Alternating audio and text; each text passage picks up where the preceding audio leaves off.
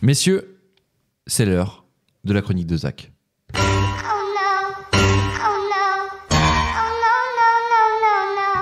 Bon Zach, j'espère qu'on t'a assez chauffé pendant l'émission, j'espère que l'ambiance est assez bonne. Ah oui, confortable pour toi. Confortable, tu te sens à l'aise? Ouais. Ah, depuis que j'ai réussi ma blague sur les perroquets, je me sens vraiment en totale confiance là. Est-ce que tu te sens attaqué par la présence de Julien ce soir? Moi, en plus, je me sens comme Eminem dans la dernière scène de 8 Mile. Ah, tu vas le défoncer quoi. Ouais, je vais lui éclater sa gueule. Zach, du coup c'est l'heure de la battle. On va t'écouter. Tu vas nous parler de quoi cette semaine, Zach? Je vais vous parler de mariage. Ok. Wow. Tu as quelque chose à nous annoncer ou... Oh non. Non. J'en ai perdu mon latin. Ça n'est absolument pas d'actualité, mais je pense que le mariage, il faut en parler. Je vais vous parler du mariage événementiel et non du mariage. Ah, d'accord. Voilà, parce que là-dessus, j'écrirai un livre sur le mariage en général, mais j'ai eu l'idée de la chronique parce que j'étais avec un pote, donc on critiquait quelqu'un. Ça commence bien. On l'embrasse. Ça, on pense à elle. Et notamment, j'ai dit à propos de ce quelqu'un qu'on critiquait, tiens, celui-là, j'aimerais pas me le frapper en voisin de table à un mariage. Ah ouais. Parce que n'oubliez pas que le voisin de table du mariage, c'est comme le compagnon de route de Blablacar en fait. C'est une amitié CDD quoi, ou voire en intérim. Tu passes 3, 4, 8 heures d'adaptation forcée à un être vivant que t'as pas choisi. Ah oui. Et selon l'état de tes chakras, tu vas te pomper toute ta ressource vitale en un temps record. Du coup, je me suis dit qu'on parlait pas assez des voisins de table de mariage et par extension qu'on parlait pas assez des mariages. Parce que j'étais à un mariage il y a pas si longtemps et j'ai pas passé la soirée de ma vie. Et surtout, j'ai réfléchi à la dernière fois que j'avais réellement apprécié un mariage et en fait, c'est jamais trop ça. Ouais. Et forcément qu'on est déçu parce qu'on arrive hyper vindicatif. Ah bon? Ben oui, personne n'en parle, mais il y a préjudice. Ah ouais. Généralement, quand tu arrives sur les lieux de la fête, t'as déjà un esprit de vengeance en tête parce que tu viens de vivre un Koh-Lanta financier et corporel. Ok, ouais. T'as flambé tout ton budget vacances dans la location d'un masque qui est pété à côté d'un lieu perdu. C'est vrai. Plus achat d'une ceinture en cuir qui s'est transformée en achat de costume intégral. Puis foutu pour foutu, t'as pris des nouvelles chaussures. Plus location d'une bagnole. Plus essence.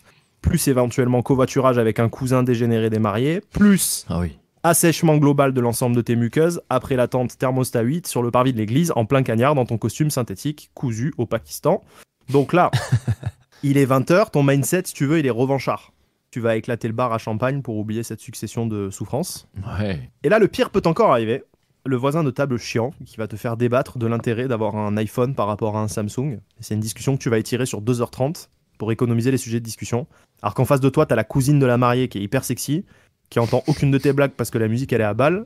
Et toi, t'es en train de te gaver de pain parce que là aussi tu t'es fait ken. Les brochettes de fœtus de poulet à l'apéro, c'était un cocktail dînatoire.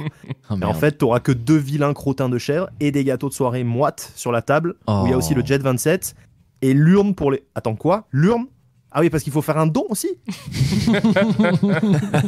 Et là, c'est le coup de grâce, quoi. Il est 2h du mat, le lever de table, bon, il est officiel, tu t'es libéré de Ludovic l'angoisse. Et coup de grâce, tu vas lâcher 200 boulettes. En plus, t'es con, tu le savais.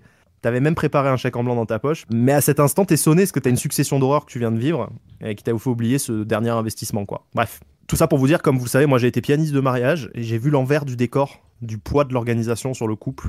Il y a les micro-fissures conjugales qui peuvent se constituer lors d'un événement qui est censé cristalliser le bonheur du couple, tu vois. Oh, wow. Donc, t'assistes aux échanges d'un couple le jour J de mariage, tu te sens un peu comme le premier matelot qui a vu l'iceberg du Titanic. Tu vois. Merde, oui, d'accord. T'es le premier témoin privilégié d'une catastrophe imminente. Quand tu vois les meufs parler à leur mari et à côté d'elles... Etchebest dans Cauchemar en cuisine, c'est Danny Boone sous MDMA, tu vois. Oh merde. Ouais. Boone. Toujours drôle parce que même quand elles engueulent leur mec, t'as un usage de sobriquet dans une phrase super trash, genre non mais bébé, t'es complètement con quoi. Avec le vent là, les coupes elles vont pas tenir, il est débile celui-là. Hein.